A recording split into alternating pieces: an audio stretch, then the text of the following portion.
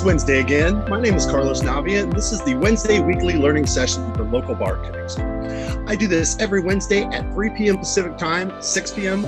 Eastern time. You're always welcome to join me live, ask me any questions about anything. If you are a student of local bartending school already, you can go to the drop-down menu, put that you're a student, and it'll take you right into this class. If you're not a student, there's a different form. They're going to ask you for a little bit of information, and then you'll get the Zoom link, and you can be live in this class and ask anything. I have been a bartender for more than 20 years in a handful of different states and even Mexico. I've been training bartenders for local bartending school for about 8 years now. I do a lot of one-on-ones, and if you're in the program, you might recognize me from some of the online videos in the online portion of the course. So we always like to talk about, some different things, do some different things every Wednesday. And I just want to bring up that Tales of the Cocktail is coming up in about 6 weeks. It is an annual convention of bartenders and spirit industry professionals that meet in the French Quarter in New Orleans, Louisiana. Very, very fun place. Because of COVID, they've been doing it the last 2 years virtually. I believe they will have their virtual platform again this year. It is 100% free to download it. Go to talesofthecocktail.org and I can show you what their website looks like. And that's their website, Tales of the Cocktail. This is their 20th anniversary of their annual convention of Tales of the Cocktail. So it's really fun. You can be on the platform. People join in from all around the world. There are lots of live conferences and symposiums where you can ask questions and a moderator, you can type in your question and a moderator will ask the folks live for you and get you answers. So it is a very cool chance to kind of commune with the community and, get knowledge and ideas and experience from, people all over the world. So it's a really great event. I definitely, recommend being a part of that. I'm looking forward to it myself. It's a lot of fun every year. Other thing I kind of want to just talk about and go over a little bit today is just working, on pouring exercises, working on your four count. We do a four count for an ounce because it's easy to break up that way. I know if my four count is exactly 1 ounce, that my 1 count's a quarter, my 2 counts a half, my three quarters up to my 1 ounce four count. And, we can go up from there. So it's a really easy thing to do. And it's a very, very important thing. We want to make sure that we know how much alcohol we're putting in every drink. Truth is, most people don't want a strong drink. Most people want a well-balanced drink, and that's what they're looking for. When you get into recipes that have 3, 4, more different types of liquor, if you're not putting the right amount of each in, you're not going to get the right balance of flavors. You're not going to get the right end result. So it is something that is very, very important. Plus, we don't want to over pour. We're costing our boss money. We don't want to under pour because it is a legitimate business. We want to give people what they pay for. So working on the pouring exercise is very important. I will say this too. I have been to a job interview where they have pour tested me in the interview. They make a thing that kind of looks like test tubes and they have little lines on it. And you have to hit each test tube and hit it right on the line. I did very well in it because it's something I'd seen before. It's something I'd done before and practiced before, but it is super important. And, know if you ever apply at Jimmy Buffett's Margaritaville, they may very well pour test you in the interview because that was the place where it was. So when I go to hold the bottle, I was taught you kind of put your finger the way you want to aim it, where the spout is aiming at, and you can use this first finger to kind of control the spout, like a pen or a pencil, something like that. That being said, not every bottle really has a neck, like a Cointreau, or if I'm grabbing a Crown Royal bottle, I just have to grab it by the butt. There's no neck to grab it like that. So the biggest thing is that you're comfortable with the bottles. So hold it however you're comfortable, and we'll just work on practicing, work on getting that timing down, that four count right. So if I take my jigger, and I'm going to use my 1 ounce size, my 1 ounce side here, and jiggers come in different size, kind of some different shapes as well. They should all have numbers either on the inside or printed on the outside that tell you how big they are. And it's just important to know, what size I'm using here and make sure that I'm using the right one so that when I practice my count, I know I'm getting it exactly an ounce because I'm using my 1 ounce side here. So when I go to grab the bottle, biggest thing is I don't come from the side. I don't come timidly. I want to take the butt of the bottle and put it all the way up in the air. They say that's opening the pour spout completely. It causes the best flow. It's going to get the highest flow rate. It's going to flow completely. It has to do with the airflow ratio. I'm not a scientist. Please don't ask me to break any of that down. But we want to put it all the way up in the air. And we just do our simple four count into our jigger. 1, 2, 3, 4, and snap it back down quickly. Up as I spill and make a mess. Let's try that one more time. 1, 2, 3, 4, and snap it back down quick like that. And we have our ounce. And as you see, I did spill a little, I did dribble a little. And here's the thing, you know, if you never spilled and we never dribbled any, then people wouldn't have to make these mats and there wouldn't be a whole industry. So bartender spill, that is part of it. You know, it does kind of happen. We don't want to, but it happens from time to time. So work on getting that 4 count into your 1 ounce jigger. 1, 2, 3, 4, snap it back down. Next exercise is to just take that 1 ounce, pour it into a cup. And it doesn't necessarily have to be a bar glass. It could just be a regular mixing glass or something like that from the kitchen, as long as it's clear and you can see it as the wind picks up on me here. So I look at it, see what it is. And once again, I'm just using colored water.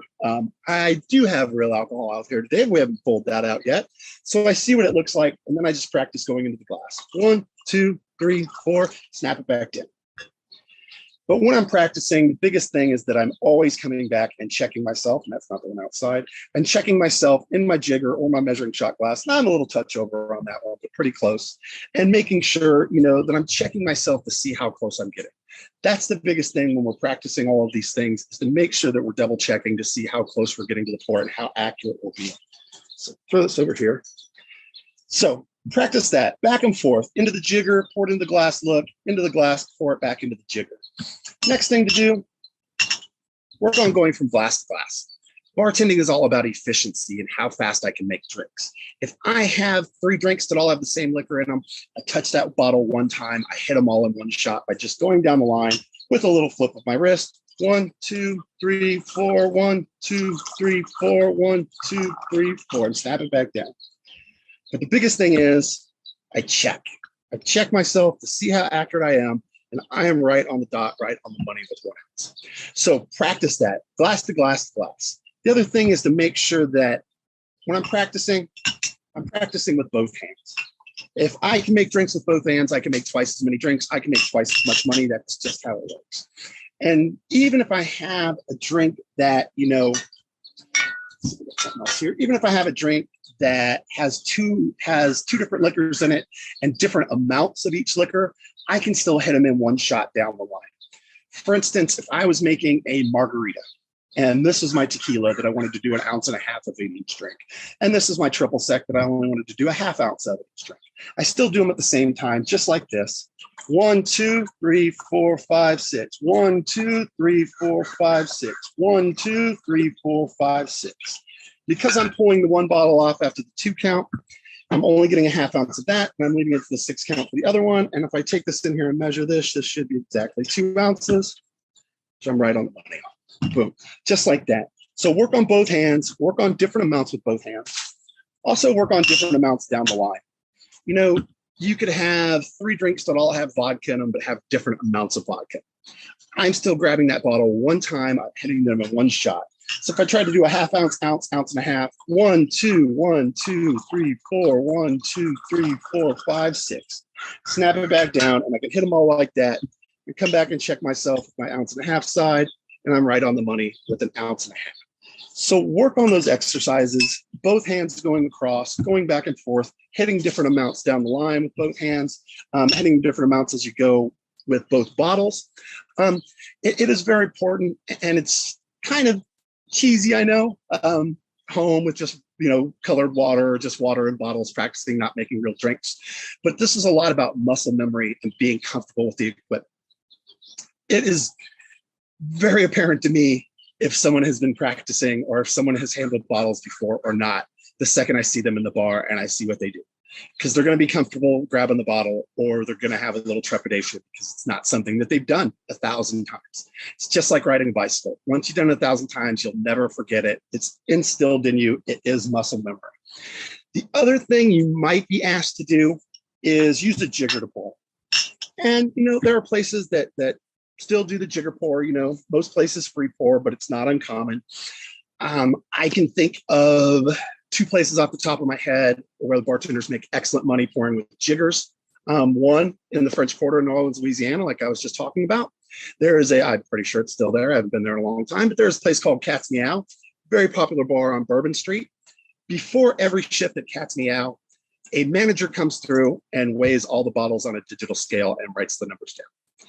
At the end of the shift, manager comes back and weighs all the bottles on a digital scale and writes all the numbers down. They don't lose a drop of alcohol there. They know where everything goes. And they just pour it right up to the top. 1, 2, 3, 4, 5, 6, and I dump it in. And I dump it in, and I go to the next one. And I dump it in. Real easy to do, not too hard. But the other place that I know of where they use jiggers and the bartenders make excellent money is a place out in Palm Desert, California, where I grew up called the Desert Springs Marriott. Now, it has been there for a long time. It is a pretty well-known place. It is a pretty high-end place. It is not your average hotel. Okay, it has a shopping mall in it. It has a nightclub in it. It has several different restaurants. It has a giant pool deck that I think is a couple acres. It has a river that comes into the lobby, and you board a little boat in the lobby, and you go on an hour tour of this property at this Marriott. And yes, why would it take an hour to tour a Marriott, you ask? Well, because it has 3 18-hole golf courses on its property. It is giant. Hey, let's say a suite's not good enough for you. Don't worry, we'll just rent you a villa, which is a 3-bedroom, 2-bathroom house on the golf course that you rent like a Marriott room.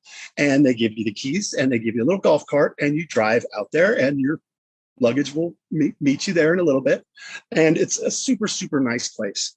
So when I went to bartending school some 20-something years ago out there in Palm Desert, they showed us a pouring video, which showed one of the bartenders from the Desert Springs Marriott.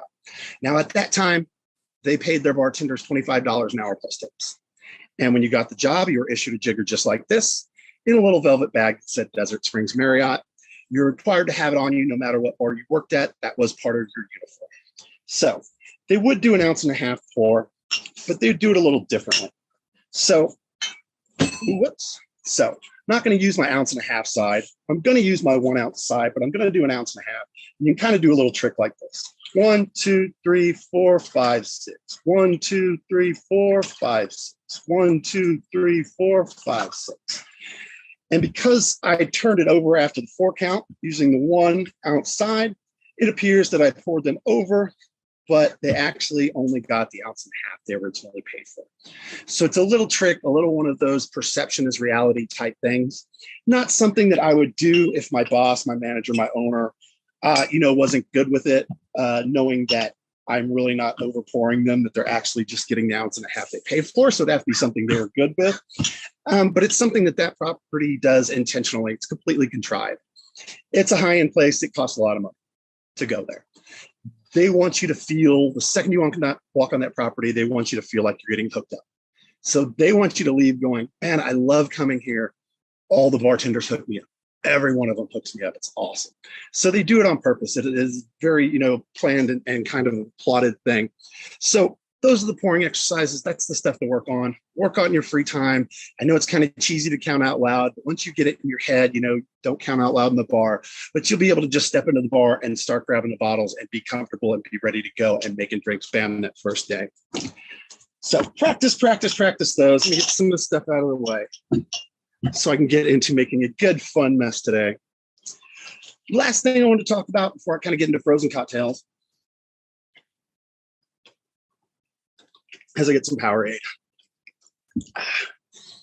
is, okay, so I finally want to clear the air, dispel the rumors, and talk about, do distilled spirits have gluten in them? Okay. And the answer is no. Yes and no, I should say. The distillation process removes all the gluten. Once something is distilled, even if it's distilled from materials that have gluten in them, it does not have gluten once it's distilled. Basically, the distillation process, I have my little diagram here.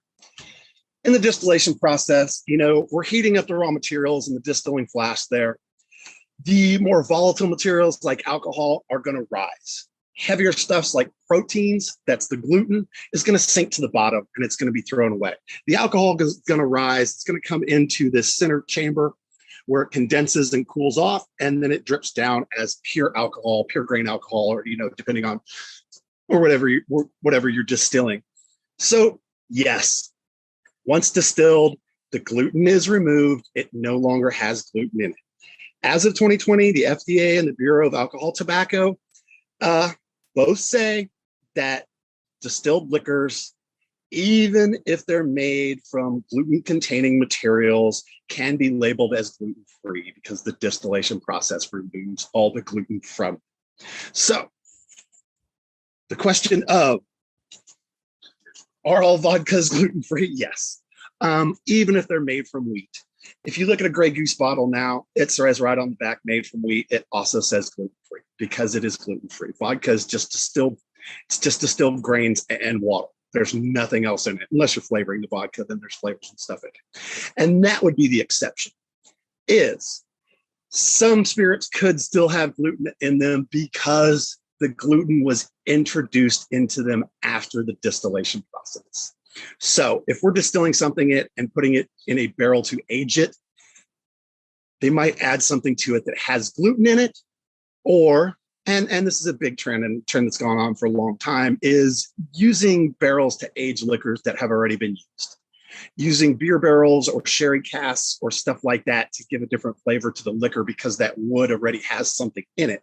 So yes, if you are now, putting, aging your whiskey in a port cask or an old beer cask or something like that, which Jameson is doing now, but a bunch of their different stuff. Yes, putting it in that cask, putting it in that barrel that has the gluten from the beer or whatever's in there soaked into the wood is going to reintroduce it into the distilled product. So not all distilled spirits are gluten-free for that reason. They may have gluten introduced after the distillation, but the distillation process does remove all gluten, making them all gluten-free. And I was talking to one person about this, and I found it very funny because they actually made the comment before I did, and was telling them no, it's gluten-free, and they were saying to me that they could only drink Tito's, that other vodkas would give them a headache because of the gluten. And I told them to look at the Grey Goose bottle. It says gluten-free right on the bottle. And the person said, "Oh, Grey Goose always gives me headaches." And before I could get that out, the person did say, "Oh, it's a placebo effect. It's all in her. It was a placebo effect. There's no gluten in the Grey Goose, so she's not getting headaches from the Grey Goose." So finally wanted to just research it, get a clear answer. Most of the articles and stuff I found online are from gluten awareness websites and stuff like that. So it's hard to kind of take their information as being seriously. But I finally read a report from the University of Chicago Medical Department, which is where I got this information from. And the ones that said, yes, the FDA has even said, yes, it is gluten-free once it is distilled. So we'll put that to bed and we'll end that conversation and have some fun with some frozen drinks here. So yes, it is summertime, and what can be better during summertime than frozen cocktails? And let me get my blender out here, and we'll get this guy set up over here like this. So we got him in a nice place here. So I've got my handy dandy Ninja blender out here. Going to try a couple different things here that I was looking at, and I don't have my full big picture out here because I'm not going to be making. Hard to make small drinks hard to make just one drink at a time in my big Ninja blender. So I'm going to get my little ones out here and have some fun with these. So, biggest thing about frozen drinks, especially in summertime when it's hot, is they melt quick. You want them to be thick. You want them to have a good thickness. Now, they don't have to be exactly McDonald's milkshake thick, where you can't even get it through the straw. You can't even suck it up. But it should be thick. The straw should be able to stand up in there. Other thing, when it comes to making frozen drinks, this is a Ninja blender I got at Walmart. Bar blenders in general have one speed on. At most, they have two speeds, high and low. I'm not sure what the low one is for. Just flip it to high, turn it on. Drinks should blend, and we'll kind of see here, at least 90 seconds. Some people say it's too long. You're going to water them down. I have worked at the beach where I've made 200 frozen drinks a day. It's not too long. The longer it's in there, the more it's going to chop the ice into smaller and smaller and smaller and smaller pieces of ice, making a smoother cocktail and not having chunks of ice in it. Flip it on, walk away, make another cocktail, do something else. Come back, it looks a little thin, throw a little more ice in there, walk away again, make another cocktail. Come back and grab it. The other thing I'll say about it is it's pretty common for people to complain they don't taste alcohol in frozen daiquiris and stuff like that. And the truth is, you're not supposed to. You just dumped a bunch of sugar and fruit and ice in there to cover up the taste of the alcohol. Usually, if people are nice, I'll throw a little 151 or a little rum on top, give them a little floater or something like that. But it's common and it will happen. So besides just frozen daiquiris and frozen margaritas, and if you are making frozen margaritas, you really only need to put tequila into the pitcher. You don't need to put triple sec in there. Frozen margarita mixes are made with orange essence, so that you don't have to put the triple sec in. You only have to put tequila in there. That's how they're designed. If you go to the grocery store, the liquor store where you live, and you see all the different brands of mixes, they will all make one that says sweet and sour mix. They will make another one that says margarita mix. Margarita mix is usually a little darker, has a little different color. It's because it's got orange in it. That's the difference between the two. So that you can simply buy tequila and that mix and take it home without having to buy an additional bottle of triple sec to make frozen margaritas. Same thing in the bar. Just put straight tequila and the mix in there. So what I'm going to do, because I saw this idea and I like this idea a little bit, so we're going to see how well, we're going to see if I can make this work as good as the website I found it on. So got a little blender. I'm going to get some ice here.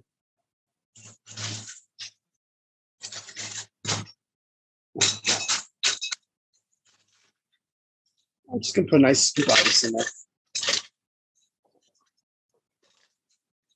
There we go. So, this idea, I really like them to see how well this worked.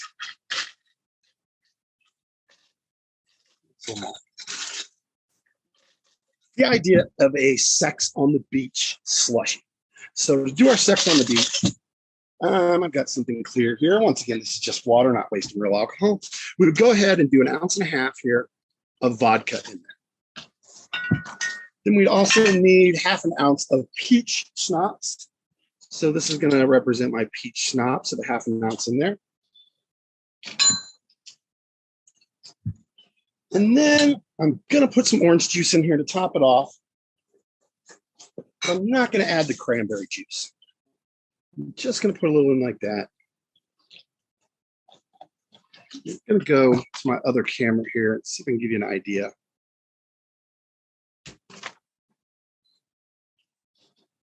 Usually to get something to the right thickness, I don't want to go above the ice line. I want to leave ice sticking out of it. That usually gives me the right consistency and the right thickness once I blend it up. So we'll see how close I do here. So pop this on. 2 cameras. So pop this lid on here. Pop it into my Ninja blender. Get a nice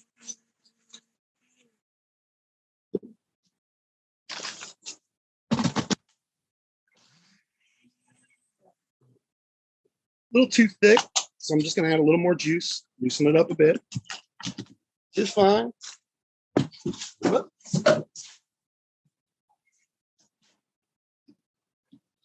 There we go.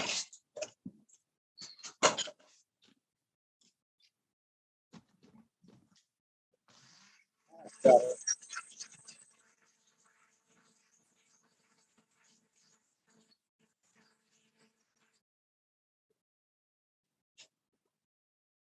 I'm going to put just a little more orange juice in here. We're going to just a touch thinner. So get a nice slushy consistency.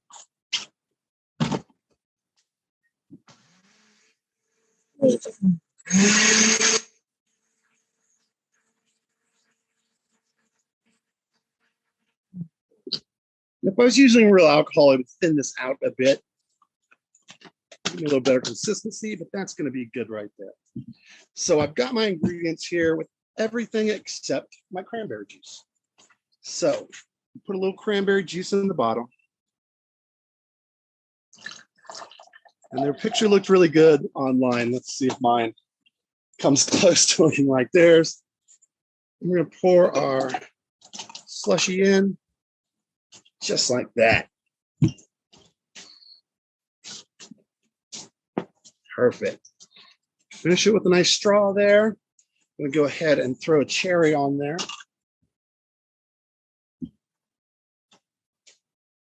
Just like that. And there we go. We have our Sex on the Beach slushy ready to go for summer. Awesome, awesome drink. Great summertime drink for the pool, beach, river, lake, wherever you're hanging out by the water. Awesome way to get it frozen. Very cool effect. You mix it up in there. It's going to be awesome, awesome, awesome drink.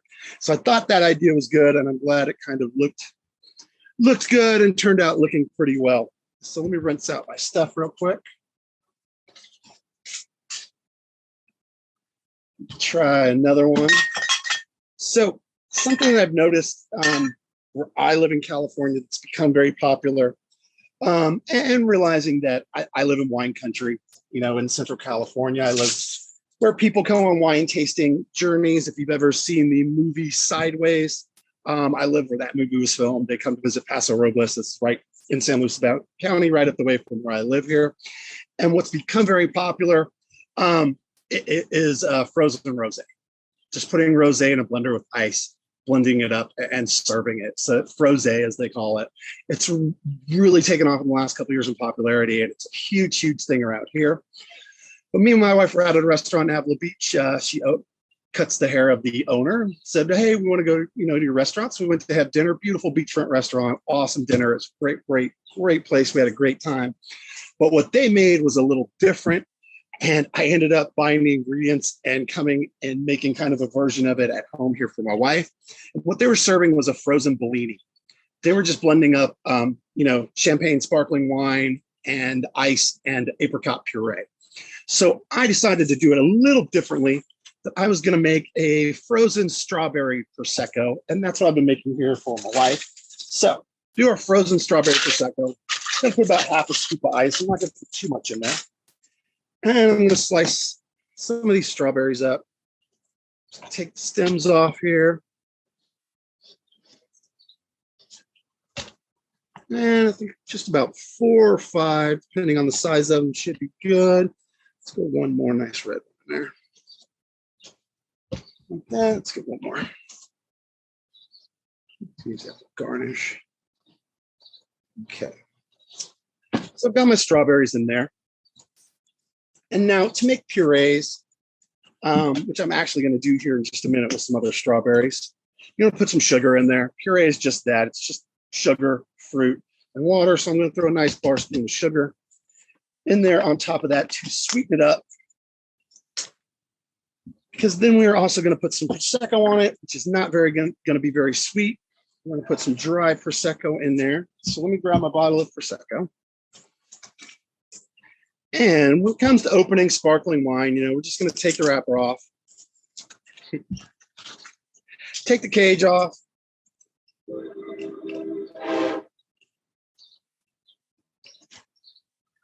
And get a bar towel, get a dinner napkin, get something to go over the top so that you do not shoot the cork across the room. The other key is making sure it's ice cold. Colder the bottle is, the less pressure is going to have behind the cork, so it's not going to have a lot of pressure and shoot it. I don't know if anyone's ever left Coke in their car in the summertime and then tried to open it warm, but it doesn't work out very well. Same thing applies to that bottle of champagne. If it's not icy cold, it's going to have pressure behind the cork. It's going to be harder to open. So I have my Ruffino Prosecco here. Just open it up nicely. And once again, I'm not going to fill it too full. I don't want to go too far over the ice. So I want to get this all nice and blended up.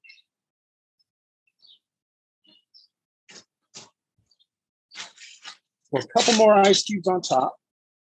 A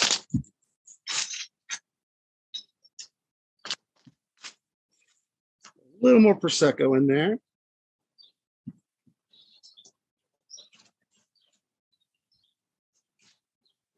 Just about right. Again, pop this on. There, give it a nice pour.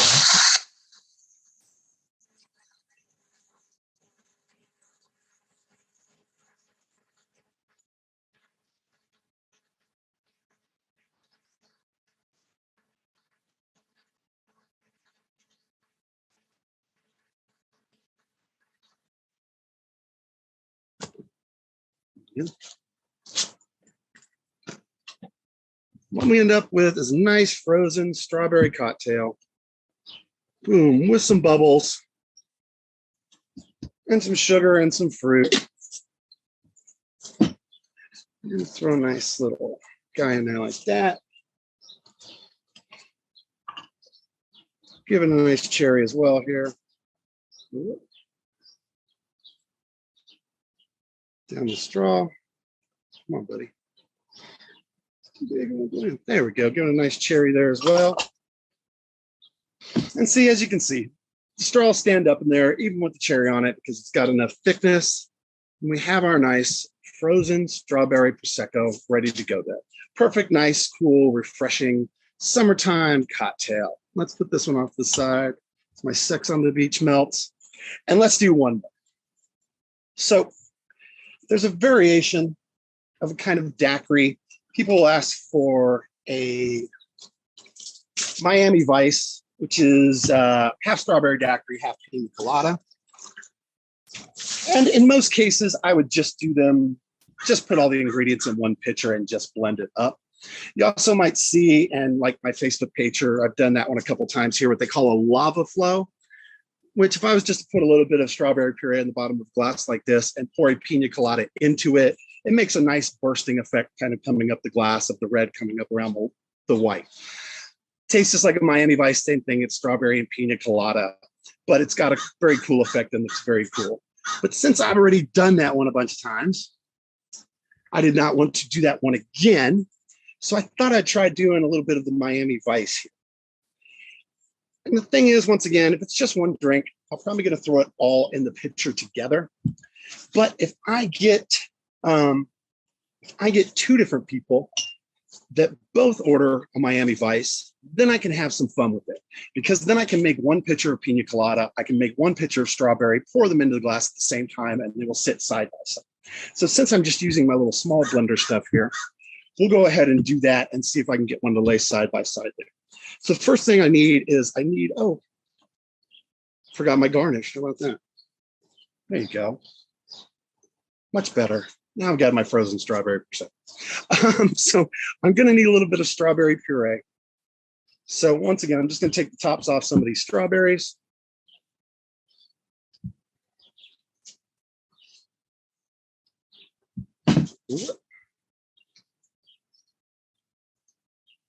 See how many we got there. Let's do a couple more.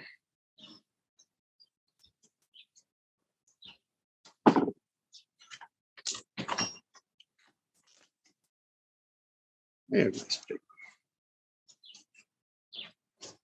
All right, so I got my strawberries in there. I'm gonna put some sugar.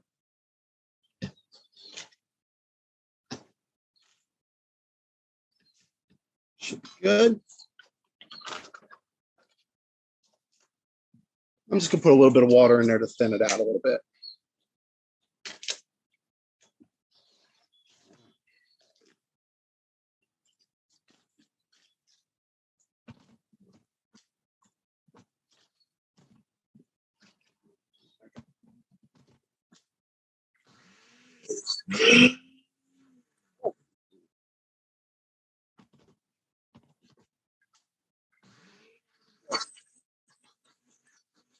I want that blend up nice and smooth, make my nice strawberry puree like this.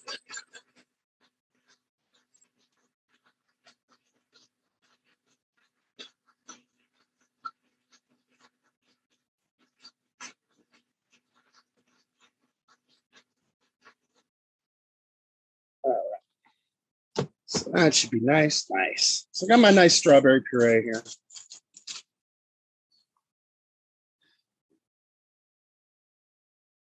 I'm going to put this off to the side.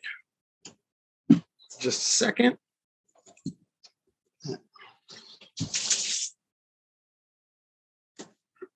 All right, so I've got my strawberry puree there. I'm going to make my strawberry daiquiri there. But I'm going to start with my pina colada here. So I'm going to put a little bit of ice in here.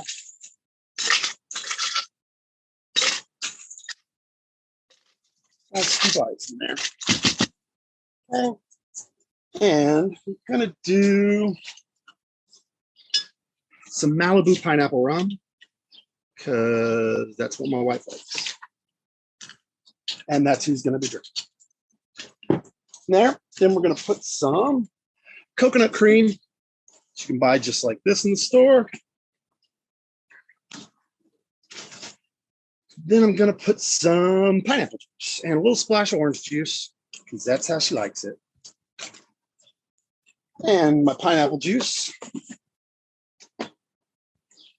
Once again, try not to go past that up over the ice. Leave some of the ice sticking out of it. I'll get that nice consistency. All right, since this one's already got some strawberry in it, we're gonna do our strawberry daiquiri in this one.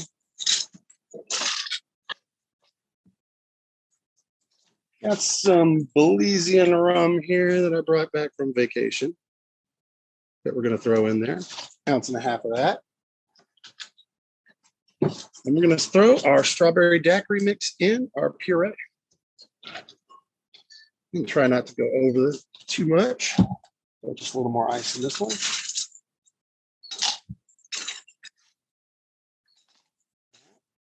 Now it is time to blend them and see if we can make this work.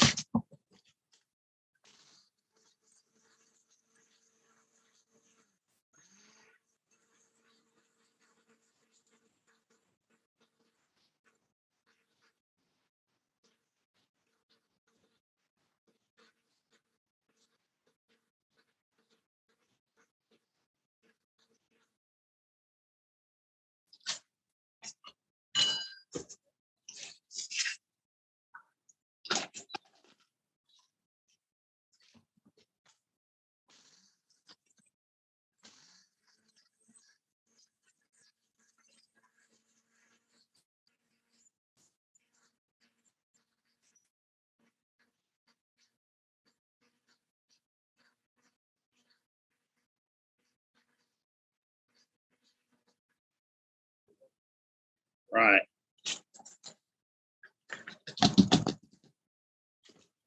So have them both come in at the same time. Come on. And get them to kind of sit side by side like that. Then finish it off with some whipped cream. On the other side. Of course, like that. Of course, you got to have a cherry on there. Just like that. This on there, and why not, since I have them out here, throw a fresh strawberry on there as well.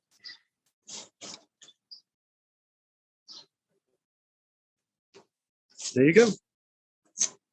We have our half pina colada, or Miami Vice, our half pina colada, half strawberry daiquiri, sitting side by side in one glass. I don't know how well the camera's picking that one up.